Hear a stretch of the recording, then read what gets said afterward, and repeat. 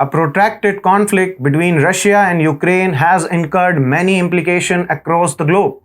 The world looks divided on almost all issues, whether it is criticism of Russia as an aggressor or taking side in a formal way. But the Indian subcontinent has by and large remained neutral in the conflict.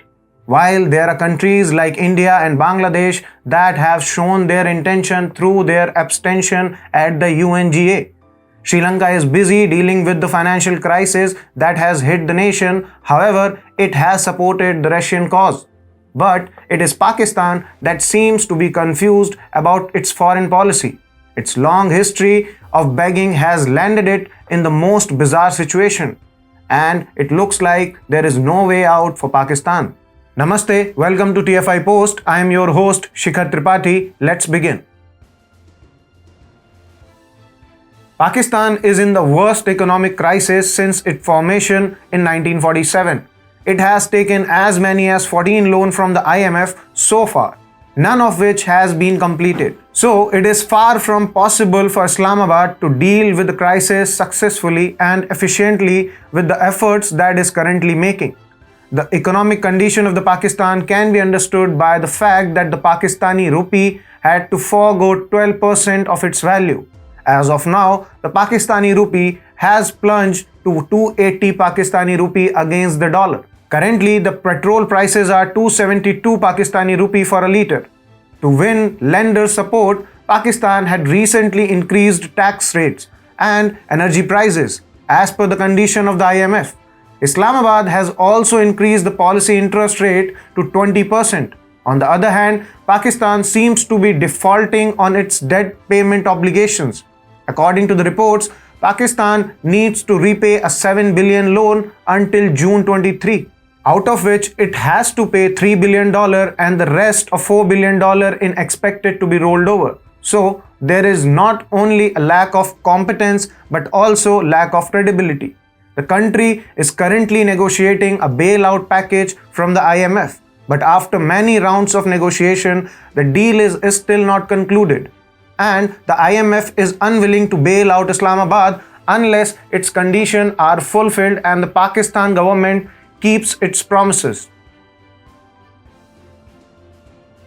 It may look like the IMF is using Pakistan's crisis to exploit it on its own terms, but there is another reality to the argument. Pakistan has a worse track record in managing debt efficiently and effectively.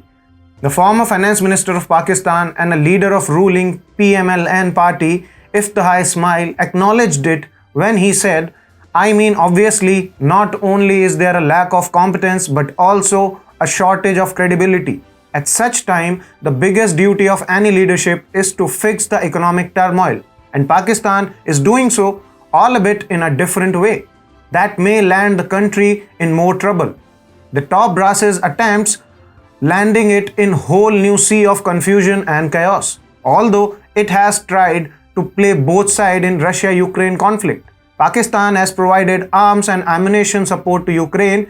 In August 2022, it was reported that Pakistan played a crucial role in transferring arms to Ukraine on behalf of UK through its Noor Khan Air Base. Last month, Pakistan facilitated 2 shipments from Karachi to Ukraine via Poland. In a first consignment, 146 containers from the National Ordnance Factory and another 50,000 defense stores were shipped. Even in March 2023, more than 10,000 rockets meant for use in grand multi-barrel rocket launchers have been shipped to Ukraine.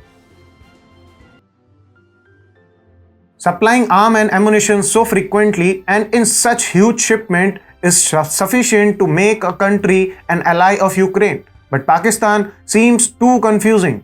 It is sending arms and ammunition to Ukraine and providing logistic support through its airbase while constantly begging Russia to provide cheap oil at the same price at which India is purchasing. What Pakistan is thinking is that supplying arms to Ukraine will earn it a chance to negotiate a better deal with the Western countries, especially the USA. And as a result, it can manage its worst economic crisis. It is reported that Pakistan has made a quid pro quo deal with the USA. Until mid-2022, Pakistan was on a FATF grey list. But in the later part of the year, Pakistan's Foreign Minister Bilawal Bhutto visited the US and subsequently it was removed from the grey list. But Islamabad is sweeping it under the carpet. Time and again, it has dismissed the dual nature of its policy. But it seems that Pakistan's leadership has forgotten that media briefings cannot defy the intelligence reports. And maybe that is why Russia has constantly denying cheap oils to Pakistan. When I say Pakistan's foreign policy is confusing, it must be taken into consideration that just 1 year ago, when the conflict between Russia and Ukraine started, Imran Khan, then Prime Minister of Pakistan, visited Moscow. When he landed in Moscow, he told the Russian delegation waiting to welcome him, "What a time I have come, so much excitement." Apart from that, the so-called all-weather biradar of Islamabad is playing the Russian side on a diplomatic table around the globe. It is expected that China may also supply weapons to Russia if required.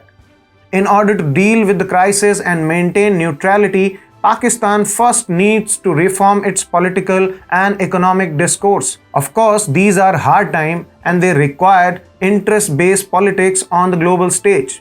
But that should not dilute neutrality. The biggest example of such an approach is India.